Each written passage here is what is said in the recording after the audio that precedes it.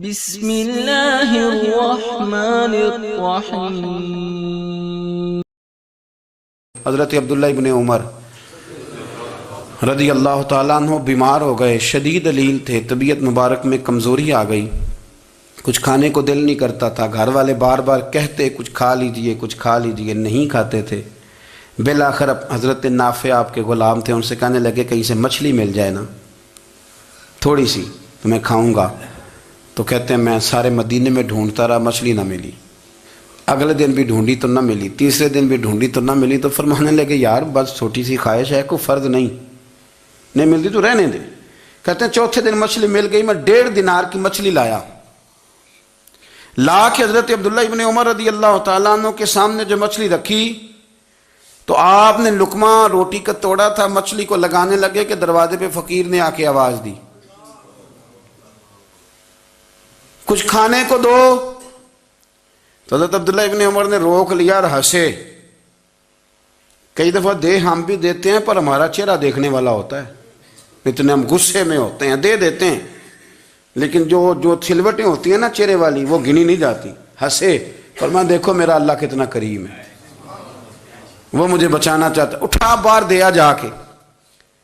تو خادم اب حکم کا پابند تھا، وہ لیت اللہ تو کر نہیں سکتا تھا، وہ گیا اور جا کے دے آیا۔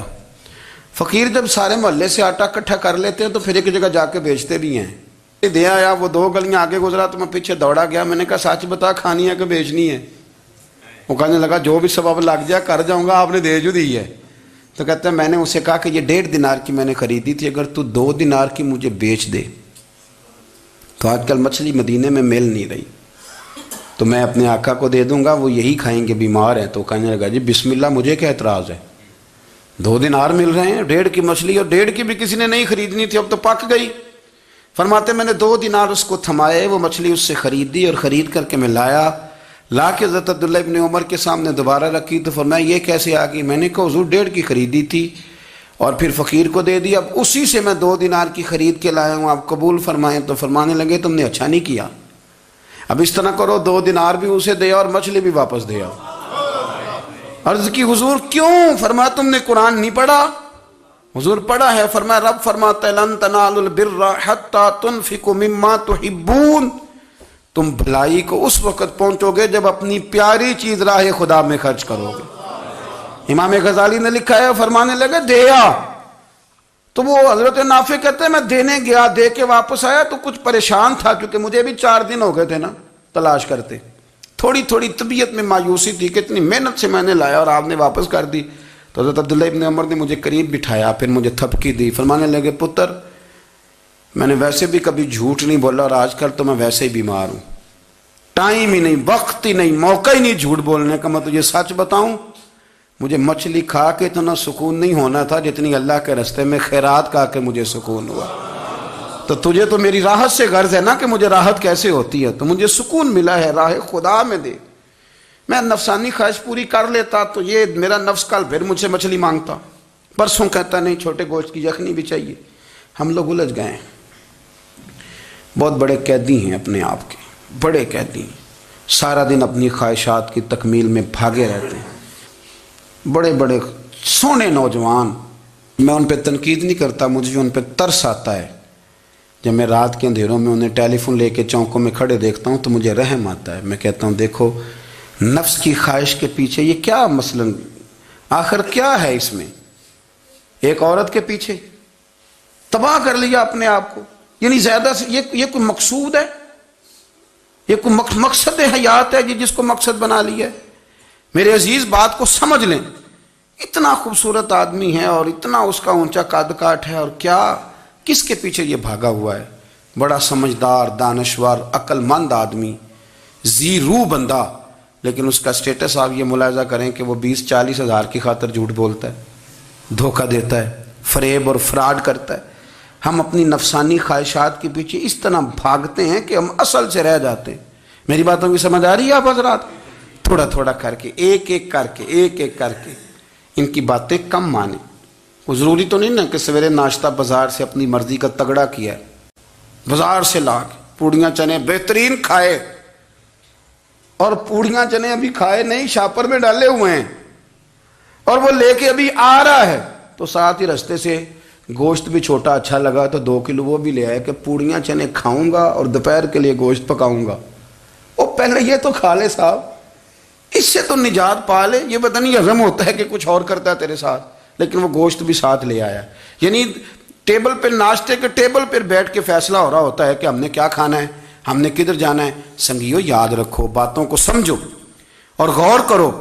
یہ تھوڑا تھوڑا کر کے جب ہم چھٹکارا حاصل کرنے کی کوشش کریں گے نا, چھٹکارا حاصل کرنے کی, کئی جگہ سے کسی جگہ سے اگر آپ کو تنبیہ ہوتی ہے نا, تنبیہ, اس میں بھی بڑا مزہ آتا ہے.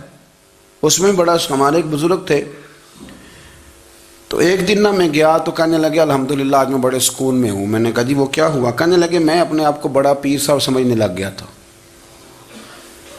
تو ایک وابڈا کے کسی آدمی سے کام تھا تو میرے ایک دوست نے مجھے کہا کہ پیر صاحب اس کو ٹیلی فون کر دیں, سنا ہے آپ کا عقیدت مند ہے.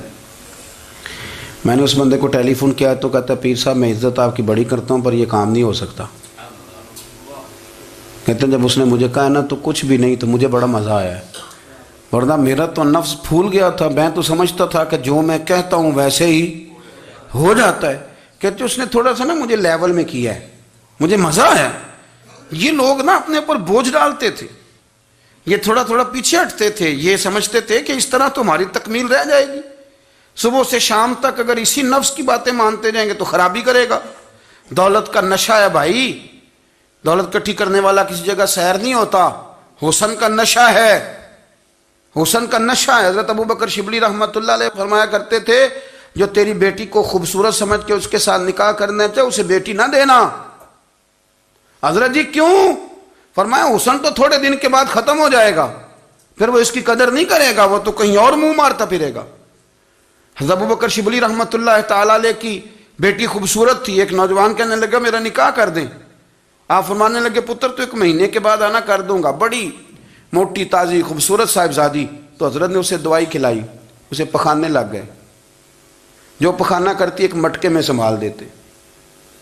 تھوڑا وقت گزرا تو وہ ہڈیوں کا پنجر بن گئی. مہینے بھر میں دست اتنے آئے کہ کمزور ہو گئی.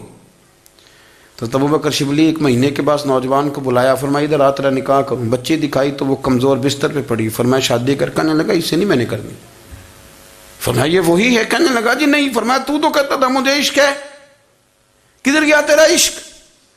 کہنے لگا حضرت صاحب آپ کیسی بات کر رہے ہیں. فرمایا ادھر آ. پھر وہ مٹکا جس میں گند رکھا تھا وہاں لے گئے. فرمانے لگے تیرا اس کے ساتھ عشق تھا, یہ ہے تیرا عشق. فرمایا اسے تو میں 4 دن روٹی کھلاؤں گا پھر تندرست ہو جائے گی, لیکن میں دیکھنا چاہتا تھا کہ تو میری بیٹی سے پیار کرتا ہے یا اس کے چہرے پہ آنے والی کچھ وقت کے لیے سرخی سے پیار کرتا ہے, اس لالی سے پیار کرتا ہے جو جوانی کے وقت بچوں اور بچیوں پہ آتی ہے. کس چیز کے دل دادا؟ یعنی کیا مطلب؟ نفس کی غلامی, سراسر غلامی. اور پلٹ پلٹ کے اور بڑے بڑے سیانے بندے چھوٹی سی خواہش کے لیے. بڑا سمجھدار آدمی, بڑا سیانا بندہ. میں ایک بڑے بزرگ عالم تھے, میں ایک دفعہ ملنے گیا تو پائے پکا رہے تھے, خود پائے پکا رہے تھے. تو وہ بڑے پیار کی بات ہوتی ہے نا جی. تو تامت باندھی ہوئی اور بڑی جناب خستہ حالی, اور وہ پائے پکا رہے ہیں. تو میں نے ان سے کہا حضرت جی پائے تو کسی اور نے بھی پکا لینے تھے, آپ بخاری لے کے بیٹھتے, چلو میری طرح کا کوئی بندہ آپ سے استفادہ بھی کر لیتا. اب پائے آپ لائیں گے, پھر پکائیں گے, پھر آپ کھائیں گے, تو یہ تو 24 گھنٹے آپ کسی کام میں گزر جائیں گے. تو یہ ایک چھوٹی سی خواہش کے لیے. میں کسی چیز کو حرام نہیں کہہ رہا, قرآن پاک کی جو آیت پڑھی ہے صرف اس کی تفسیر آپ کے سامنے عرض کر رہا ہوں. ہماری خواہشات ماں پالتی ہے, آپ کو نہیں پتا کتنے دکھ سہتی ہے. میں ان ماؤں کو جانتا ہوں جو بیٹے کے حصوں کی مار بھی اس کے ابے سے کھاتی ہیں, مار کھاتی ہیں وہ. ایک خاتون ایک کان سے سنتا نہیں, میرے پاس ایک دفعہ آئی, کہنے لگی 60 لگ گئی سی, کوئی دعا کر دیں یا کوئی وظیفہ پر. ڈاکٹر کہتے ہیں ٹھیک نہیں ہو سکتے. میں نے کہا باجی صحیح بتاؤ مسئلہ کیا ہے؟ کہنے نہیں کچھ بھی نہیں, مسئلہ کیا ہونا ہے, پتر غلط نکل آیا ہے, اس کا باپ روز مارتا ہے, آج میں آ بھی گئی ہوں تو اس نے ایک تھپڑ میرے کان پہ مار دیے. تو پردہ پھٹ گیا. مائیں مار کھاتی ہیں, لیکن وہ پتر جس کو بڑی محنت سے پالا ہے وہ جوان ہوتا ہے تو اماں سے کہتا ہے تجھے چھوڑ دینا ہے, پر جس لڑکی سے میرا ٹیلی فون پہ رابطہ ہے اسے نہیں میں نے چھوڑنا, وہ نہیں چھوڑ سکتی. ہر شے کچل جاتا ہے وہ. اماں کبھی لیٹ کے رات کو سوچتی ہے کہ یہ تو میری کل کمائی تھی, میں تو آج بھی اس کے حصے کے تھپڑ اپنی گالوں پہ برداشت کر رہی ہوں، تو یہ کدھر گیا؟ اردشیر نام کا بادشاہ تھا، حضرت محدث ابن الجوزی آج سے کچھ 700 سال پہلے لکھتے ہیں۔ اردشیر بادشاہ بڑا خوبصورت تھا، جوان تھا، بڑا عقل مند تھا۔ اس نے اس طرح کی قریب کی ساری ریاستوں پہ قبضہ کر لیا۔ بڑا عقل مند زیرک تھا، قبضہ ہو گیا۔ ایک بادشاہ بڑا سخت تھا، اس کے ساتھ جب پنجہ آزمائی ہوئی تو اردشیر کہتا ہے اس پہ میرا قبضہ نہیں ہو رہا تھا، اور جب ہم نے ساری ریاستوں نے مل کے اس پر حملہ کیا تو ایک قلعے کے اندر قلعہ بند ہو گیا۔ اردشیر بڑا خوبصورت آدمی تھا، بڑا سمجھدار تھا، تو وہ بادشاہ قلعہ بند ہو گیا، اس نے کہا نکلنا ہی نہیں۔ اب وہ اندر بند ہے، یک بارگی حملہ کیا تو وہ بڑا قلعہ تھا اس میں بند ہو گیا۔ اس بادشاہ کی نا جس پر حملہ کیا، اس کی بیٹی اچانک ایک دن قلعے کی دیوار پہ چڑھی تو اردشیر کے حسن و جمال کو دیکھا تو عاشق ہو گئی، اور اپنے ہی باپ کے خلاف اسے کہنے لگی کہ اگر تو میرے ساتھ شادی کا وعدہ کرے نا تو میں تجھے رستہ بتاتی ہوں حملہ کرنے کا۔ اس نے کہا میرا وعدہ رہا، تو رستہ بتا۔ اس نے رستہ بتایا اس لڑکی نے، اور بادشاہ نے حملہ کیا تو اس کا باپ قتل کیا، اس علاقے پہ قبضہ کیا شادی کے وعدے پر۔ ہاں نفسانی خواہش بندے کو اندھا کر دیتی، نہیں سمجھ آتی اس کو میں کدھر جانا ہے، اندھا کر دیتی۔ حملہ کیا، اور جب اس لڑکی کو لے کے آیا نا اپنے محل میں، تو پہلے دن شادی کی پہلی رات تھی، تو بستر بچھایا کنیز نے، تو وہ کبھی کروٹ ادھر بدلتی کبھی ادھر بدلتی، تو بادشاہ کہنے لگا کیا ہے؟ کہنے لگی بستر میں کچھ ہے، مجھے تکلیف دے رہی۔ اس نے چراغ جلائے، اور جب بستر اٹھایا تو ایک اتنا سا دھاگا نکلا۔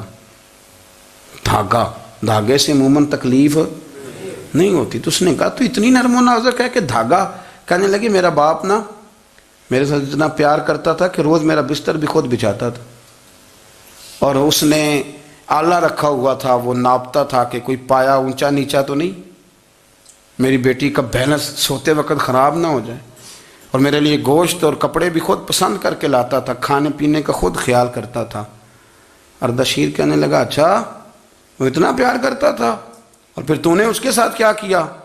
کہنے لگا بلاؤ کنیزوں کو بلایا، فرمایا اس کو اٹھاؤ اور جلاد کے پاس لے جاؤ، اسے کہو کہ اس کے بال ایک گھوڑے کے ساتھ باندھے، پیر دوسرے گھوڑے کے ساتھ باندھے، اور ایک گھوڑا ادھر بھگا دے، کدھر بھگا دے، یہ جس کے باپ نے اتنا پیار کیا یہ نفس کی اتنی غلام ہے کہ اس کی وفادار نہیں رہی تو میری وفادار کیسے بنے گی؟ اس نے اتنے نازوں سے پالا کہ دھاگا اسے برداشت نہیں۔ او یارو یاد رکھو، اگر نفس کی غلامی کرو اور بڑے بڑے وفاداروں کو چھوڑ کے غلامی کرو تو پھر کہو وفادار مل جائیں، کوئی بول اب لڑا نہ بول بیٹھی ہوں دے خسم ناراض بڑ بولیاں دے، کہاں سر کھائے تے بلبل ٹھنڈ پائے، بڑے فرق نہیں سجنا بولیاں دے، جڑیاں خسماں دی وچ رضا وسن، بھاگ جاگ جاندے انہاں گولیاں دے، آپ ادلیاں نو سردار پین تکے تے شرما والیاں نو چوٹے ڈولیاں دے۔ اپنے نفس کے پیچھے چلو گے تو یہ تباہی ہے۔ جب ہم نے کسی سے وفا نہیں کی تو یہ کیا امید ہوئی کہ دنیا ہم سے وفا کرے گی؟ اللہ رسول کی مرضی کے مطابق اصول پسند زندگی بنائیں، ایک ایک کر کے اپنی خواہشات سے پیچھے ہٹیں، تھوڑے پہ گزارا کرنا سیکھیں، اپنے نفس کو سمجھائیں۔ ضروری نہیں کہ روٹی ہر وقت مزے کے لیے کھائی جائے، کبھی کمر سیدھی کرنے کے لیے خشک روٹی بھی کھا کے دیکھو، کبھی سادہ کھانا اس پہ بھی اکتفا کرو، کبھی تھوڑا کھر کے اچھے طریقے سے سادے کمرے میں بھی اللہ کو یاد کر کے دیکھو۔ نفس کے پیچھے نہ بھاگیے گا، تباہی کرے گا۔ رب کریم سمجھنے کی توفیق رفیق عطا کرے۔